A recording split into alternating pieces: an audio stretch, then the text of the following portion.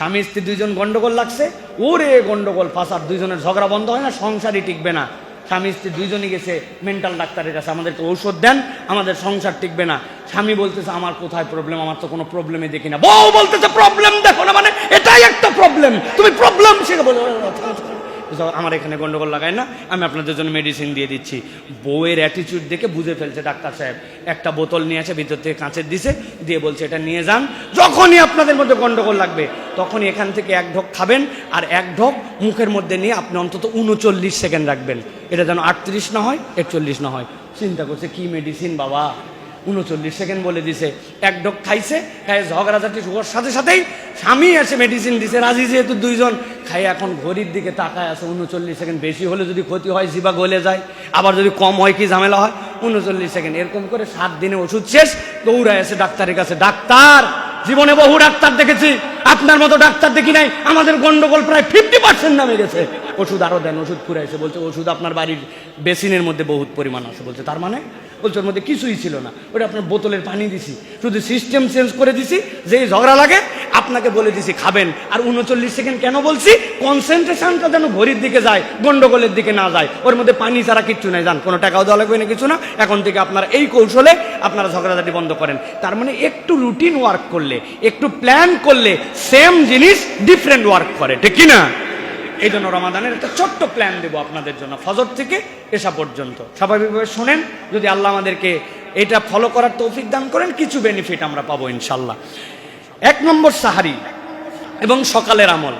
Sehri miss করবেন না, কম হোক বেশি হোক, সাহারি ছেড়ে দেওয়া যাবে না। যেন আমার লাগে না, আমার দরকার নাই, একবারে আমি খাবো না, না, একটা খেজুর দিয়ে হলেও, 3টা খেজুর দিয়ে হলেও, একটু পানি হলেও সাহারি খাবেন। কেননা এটা আপনার রমাদানকে বিউটিফুল করবে। আল্লাহ নবী সাল্লাল্লাহু আলাইহি সাল্লাম বলেছেন তোমরা সিয়াম করো, কেননা সাহারি করো, কেননা ইন্নাল্লাহ ওয়া মালাইকাতাহু ইউসাল্লুনা আলাল মুতাসাহিরিন, আল্লাহ এবং তার ফেরেশতারা ওই সাহারি করতে যেই বান্দা উঠে তাদের প্রতি আল্লাহর পক্ষ থেকে রহমত এবং আল্লাহর পক্ষ থেকে আল্লাহ তাদের ক্ষমা করে দেন। সুবহানাল্লাহ। ফেরেশতারা তাদের প্রতি সালাত পেশ করে, ফেরেশতারা তাদের জন্য সুবাসিশ জানায়, আল্লাহ তাদেরকে বান্দাকে মাফ করে। তবে এটা মিস করা যাবে না, এটাতে আমাদের শুরু হবে। এরপরে ফজরের আজানের জবাব দিবেন। রমাদানে আমাদের টার্গেট থাকবে একটা আজানের জবাব যেন আমাদের মিস না হয়। আজান হবে, তার উত্তর দিব।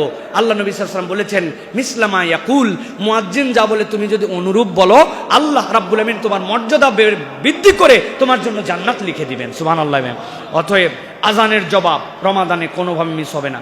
অনেক আজান হয় যে হুজুর, আপনি যে আজানটাকে কাছে পান এরকম যে কোনো একটা আজানের উত্তর দিলেই আপনার সওয়াব হয়ে যাবে ইনশাল্লাহ। 3 নম্বর, আজান এবং একামতের মধ্যে দোয়া করার জন্য চেষ্টা করতে হবে। একটু হলেও দোয়া করব, আল্লাহ রাব্বুল আমিন এই দোয়া কবুল করেন। আমি এটা প্ল্যানের মধ্যে করে ফেলবো। আজান হয়েছে, মসজিদে একামতের আগে, ভাই দোয়া মানে কেবল হাত তুলে তুলে দোয়া না, মসজিদের দিকে হেঁটে হেঁটে যাচ্ছি আর দোয়া করছে, আল্লাহ আমার বাচ্চাটাকে ভালো আলেম বানাও, আল্লাহ আমার ব্যবসাটা কেন জানে খারাপ যাচ্ছে একটু বাড়ায় দাও, আল্লাহ এই রমাদানের মতো আমাকে আরো ভালো, আল্লাহ তামাম মুসলমান উম্মাকে তুমি দাঁড়ায় দাঁড়ায় চলতে চলতেও দোয়া হয়, কিন্তু একটু হলেও আজান আর একামতের মধ্যে দোয়া করব। এরপরে আমাদের জন্য শেষ সময় সাহারি খাওয়ার জন্য চেষ্টা করব। আর সাহারি যা দিয়েই খাই একটা হলেও খেজুর খাবো, তাহলে একটা হারানো সুন্নাহ পুনরুজ্জীবিত হবে। নবী করিম সাল্লাল্লাহু আলাইহি সাল্লাম সাহারিতে সব সময় নবী করিম সাল্লাল্লাহু আলাইহি সাল্লাম খেজুর খাওয়ার জন্য চেষ্টা করতেন। আর একটা হচ্ছে, এরপরে আমরা এই যে ফজরের সালাত আদায় করলাম, ফজরের সালাত আদায় করার পরে যদি আমার সুযোগ থাকে অন্তত কিছুদিনের জন্য হলেও উঠবো না, ফজরের নামাজ পড়ে ওখানে বসে থাকবো, তাসবিহ তাহলিল পড়বো, একটু কোরআন তেলাওয়াত করব। সূর্য উঠে যাবে, উঠে যাওয়ার পরে আমি 2 রাকাত 4 রাকাত চাশতের নামাজ পড়ে উঠে আসব। পৃথিবীতে ইমানদারের আমল নামা যেইগুলাতে সবচেয়ে কম সময়ে ভারী করবে এর একটা হচ্ছে ফজরের পরে নিজ স্থানে বসে থেকে সূর্যর পরে উঠা। বান্দা ওই দিন ঘাবড়ায় যাবে, আল্লাহ তার আমল নামায় এত এত এত সওয়াব দান করবেন। সুবহানাল্লাহ। অতএব আমরা প্রত্যেক দিনও যদি না পারি, রমাদানে আমাদের টার্গেট থাকবে যে এরকম করে আমাদের আমল করা। এই গেল। এরপরে আমি আসলাম, আসার পরে আমি একটু ঘুমায় যাব প্রয়োজনে। এই সময় না ঘুমালে আমার জন্য ক্লান্তি চলে আসবে। ফজরের পরে আমি ঘুমালাম, ঘুমায় 8টা, আপনার অফিস 9টা, আপনার অফিসের আগ পর্যন্ত একটা 2.5 ঘন্টা 3 ঘন্টা একটা কমপ্লিট টাইট প্যাকেজ একটা ঘুম হয়ে যাবে। উঠলেন, ফ্রেশ হলেন, আপনি আপনার কর্মস্থলে চলে গেলেন। যাওয়ার পরে এরপরে হচ্ছে জোহর। জোহরের সময় আমাকে সবসময় রিমাইন্ডার দিয়ে রাখতে হবে আমার যেন আজানের উত্তর যে কোনো একটা মিস না হয়, আজান একামতের মধ্যে যেন আমার দোয়া মিস না হয়, আর টার্গেট থাকবে মসজিদে যেই আমি কেবল জোহরের সালাত আদায় করব না, জোহরের যে সুন্নতে মুআক্কাদা এটা আমার পার্মানেন্ট মুআক্কাদা হিসাবে গ্রহণ করব। নবীজি বলছেন কেউ 12 রাকাত সালাত সংরক্ষণ করলে আল্লাহ তার জন্য জান্নাত সংরক্ষণ করবেন।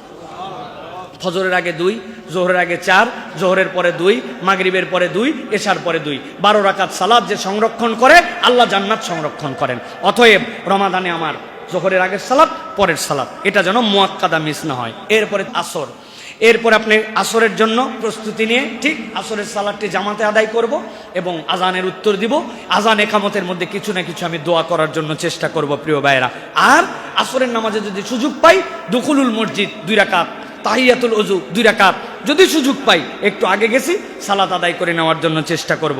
আর 3 নম্বর হচ্ছে আসরের পরে চলে আসলাম, এরপরে আমার ইফতারির প্রস্তুতিতে পরিবারকে সাধ্যের মধ্যে সময় দেওয়া, বাইরে ঘোরা আড্ডাবাজি ন, আমি আমার ফ্যামিলিতে চলে আসব। আসার পথে কিছু কোরআন তেলাওয়াত অথবা ফ্যামিলিতে ইফতারির জন্য একটু সহযোগিতা করা, বাচ্চা কাচ্চাকে একটু সময় দেওয়া, এইটার জন্য চেষ্টা করব প্রিয় ভাইরা। 4 নম্বর ইফতারের প্রস্তুতি এবং ইফতার প্রদান। ইফতার সিম্পল এবং ইফতার যেন হেলদি হয় এটা আমাদেরকে খেয়াল রাখতে হবে। আমরা এমন পরিমাণ অস্বাস্থ্যকর খাবার খাই যেই খাবার খাওয়াতে আমাদের রোজার মূল টার্গেটই নষ্ট হয়ে যায় আমাদের জন্য। খান, প্রত্যেক আইটেমে খান, সার্কেল করে খান, একদিনে 26 আইটেম, 25 আইটেম, তারপরে 20 আইটেম, এগুলো খুব ভালো প্র্যাকটিস না আমাদের জন্য। এই জন্য স্বাস্থ্যসম্মত খাবার খাওয়া। আর ইফতার না করাইয়া ইফতার করব না। আমার টার্গেট থাকবে একজনকে হলেও আমি ইফতার করাবো। পকেটের মধ্যে 3টা করে খেজুরের 10টা বন্দা রেখে দিছি, একটা ভাইকে দিয়ে দিছি, একজনকে দিয়ে দিছি। একদিন বাড়ির থেকে ইফতার বানায় নিয়ে আসছি, একটা ছোলা, একটা খেজুর, অল্প একটু মুড়ি, অল্প একটু ছোলা, 10টা পলিথিনের মধ্যে একটা ছোট শপিং ব্যাগে নিয়ে আসছি। এই রাস্তার সামনে দাঁড়াইছি, বাসালারা চলে যাচ্ছে, ইফতারের সময় উমুক উমুক পাই নাই, 10টা পানির বোতল, একদিন একটু 10টা ভাইকে খাওয়াই দিছি। মানে আমি ইফতার না করায় ইফতার করি না, আমার যা সাধ্যের মধ্যে আসি কম বেশি ইফতার করে। নবী বলছেন কেউ যদি রোজাদারকে ইফতার করায় আল্লাহ ওই রোজাদারের পূর্ণ সওয়াব তাকে দান করে। রোজাদারের সিয়ামের থেকে 1 চুলও তার সওয়াব কমে না। এটা আমার প্র্যাকটিস হবে প্রিয় ভাই। ইফতার করার মানে প্লেট ভরে এই দিয়ে দেখানো না, একটা খেজুর, 1 গ্লাস পানি, 1 বোতল পানি। কিন্তু আমার এই রমাদানে আমি একাই ইফতার করি নাই, ইফতারের নিয়তে কিছু খরচ করছি। এই প্র্যাকটিসটা আমার থাকবে। এটা 2 টাকা হোক, 5 টাকা হোক, কিন্তু একটা প্র্যাকটিস আমার জন্য থাকবে প্রিয় ভাইরা। এরপরে ইফতারের আগে মেসওয়াক করা, দোয়া করা। মেসওয়াকটা খুবই গুরুত্বপূর্ণ ইবাদত, কেবল ইফতারের আগে নয়। নবীজি সারা দিন মেসওয়াক করতেন, সুবহানাল্লাহ। নবী করিম সাল্লাল্লাহু আলাইহি ওয়াসাল্লাম যখন চিরবিদায়ের অবস্থায় আছেন সেই সময়ও সাহাবী আসছেন, তার মুখে মেসওয়াক দেখে নবীজি এমন ভাবে তাকাইছেন, আয়েশা রাদিয়াল্লাহু তাআলা মন থেকে বুঝে ফেলছেন নবী কথা বলতে পারছেন না, কিন্তু আর মেসওয়াক দেখে তিনি খুশি হয়ে গেছেন। নবীজির জন্য কাঁচা ডাল আনা হলো, আয়েশা রাদিয়াল্লাহু তাআলা নিজে দাঁত দিয়ে চিবাইয়ে নবীকে মেসওয়াক করে দিয়েছেন। নবীজির চেহারাটা উজ্জ্বল হয়ে গেল। উম্মতে মুহাম্মাদি মেসওয়াক করে না। নবী করিম সাল্লাল্লাহু আলাইহি ওয়াসাল্লামের প্র্যাকটিস আমি দেখতে চাই প্রত্যেকের পকেটে মেসওয়াক থাকবে ইনশাআল্লাহ। পারবো না ইনশাআল্লাহ?